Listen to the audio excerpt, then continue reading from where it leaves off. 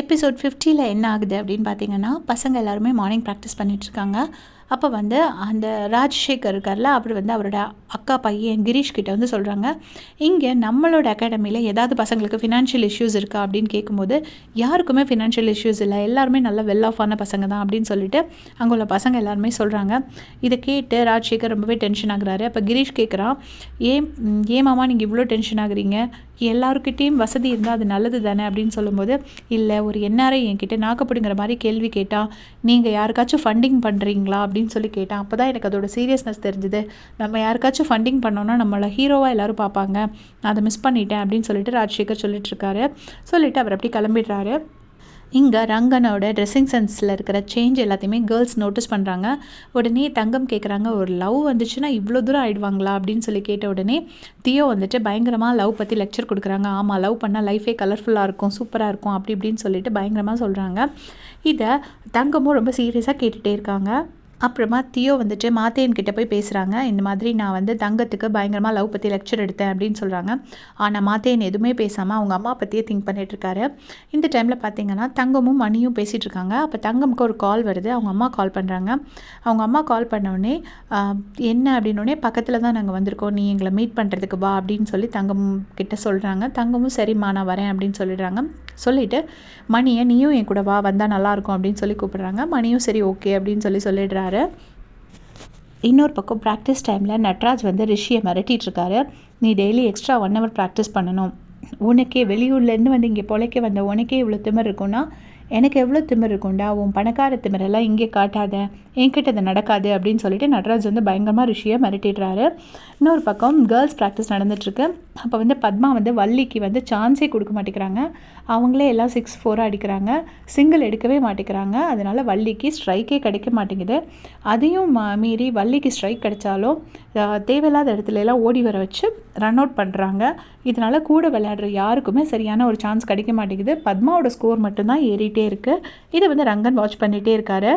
ரிஷியும் உங்களோட ஃப்ரெண்ட்ஸ் எல்லாருமே பேசிகிட்டு இருக்காங்க. அப்போ ரிஷிக்கிட்ட எல்லோரும் என்னாச்சுடா உங்ககிட்ட அவர் நட்ராஜ் சார் என்ன சொன்னார் அப்படின்லாம் சொல்லி கேட்கும்போது, அவள் வந்துட்டு சொல்கிறாரு, என்னை மிரட்டுறாரு, உனக்கு வெளியிலேருந்து வந்து தங்கின உனக்கே எப்படி இருக்கும்னா எனக்கு எவ்வளோ திமிர் இருக்கும் அப்படிலாம் சொல்லி மிரட்டுறாரு அப்படின்னு சொல்லி ரிஷி வந்து எல்லாத்தையுமே சொல்லிட்டு இருக்கான்.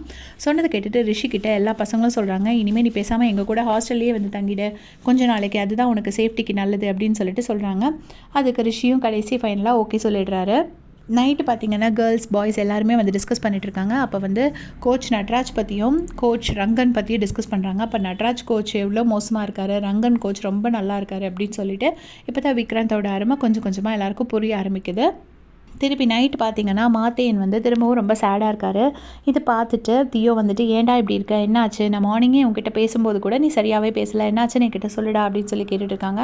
அப்போ மாத்தேன் சொல்கிறாரு, இந்த மாதிரி நானும் ஜாக்கியும் பைக்கில் வந்துட்டு இருக்கும்போது எங்கள் அம்மா பின்னாடியே வந்துட்டு இருந்தாங்க. அம்மா ஃபுல்லாக குடிச்சிட்டு வந்துட்டு இருந்தாங்க. அப்போது இப்போ ஜாக்கியும் வந்துட்டு இந்த அகாடமியில் தான் என் பசங்க விளையாடுறாங்க, நீங்கள் வந்து வேணும்னா உங்கள் பையனை வந்து பார்க்கணுன்னா அங்கே வந்து பாருங்கன்னு ஜாக்கியும் சொல்லிட்டான். அம்மா இங்கே வந்துடுவாங்களோன்னு எனக்கு பயமாக இருக்குது அப்படின்னு சொன்னோடனே, அப்போ பசங்க எல்லாருக்கும் அதான் உங்கள் அம்மான்னு தெரிய வந்துருச்சா அப்படின்னு சொல்லிட்டு தியோ கேட்குறா. அதுக்கு வந்துட்டு இவர் சொல்கிறாரு, இல்லை தெரிய வரல, ஏன்னா எங்கள் அம்மா என் பையன்னு சொன்னாங்க, மாத்தேன்னு எந்த இடத்துலையும் சொல்லலை. ஸோ என்ன தான் அம்மா ரெஃபர் பண்ணுறாங்கங்கிறது ஜாக்கிக்கு தெரிய வரல, ஸோ இந்த பசங்களுக்கும் தெரிய வரல அப்படின்னு சொல்லிட்டு மாத்தேன்னு சொல்கிறாரு. அப்போ தியோ சொல்கிறாங்க, அம்மாலாம் இங்கே வரமாட்டாங்க, அதை மிஞ்சி வந்தாலும் அப்போ பார்த்துக்கலாம்டா, நான் இருக்கேன்டா அவனுக்கு அப்படின்னு சொல்லிட்டு அவங்க தைரியம் கொடுக்குறாங்க.